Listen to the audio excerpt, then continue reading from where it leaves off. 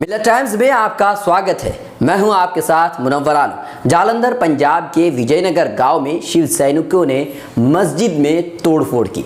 मामला 5 नवंबर का है। शिव सैनिकों का कहना यह था कि मुसलमान अपने घरों पर और मस्जिद के छत पर पाकिस्तानी झंडे लगाए थे, इसीलिए उन्होंने मस्जिद के अंदर जबरदस्ती घुसकर मस्जिद के इमाम और कई लोगों के साथ हाथापाई की और मस्जिद के दीवार को भी उन लोगों ने तोड़ दी।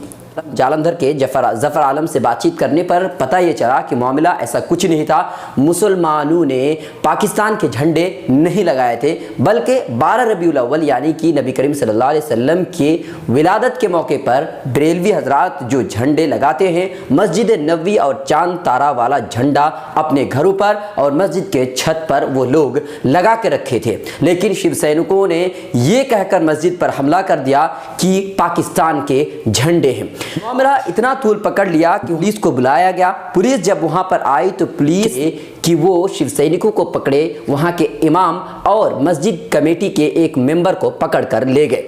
जब जालंधर के मुसलमानों ने, विजयनगर के मुसलमानों ने जब 3 घंटा रास्ते को जाम करके रखा, तब पुलिस ने इमाम साहब को और मस्जिद के कमेटी मेंबर को छोड़ दिया और पुलिस ने यह आश्वासन दिलाई कि उनके साथ जो कुछ हुआ है, जो गलत हुआ है, शिव सैनिकों ने जो पाकिस्तान के झंडे कहकर मस्जिद की दीवार तोड़ी है या फिर लोगों को जबरदस्ती झंडे उतरवाने पर मजबूर किए हैं, उन लोगों पर कानूनी कार्रवाई जरूर होगी।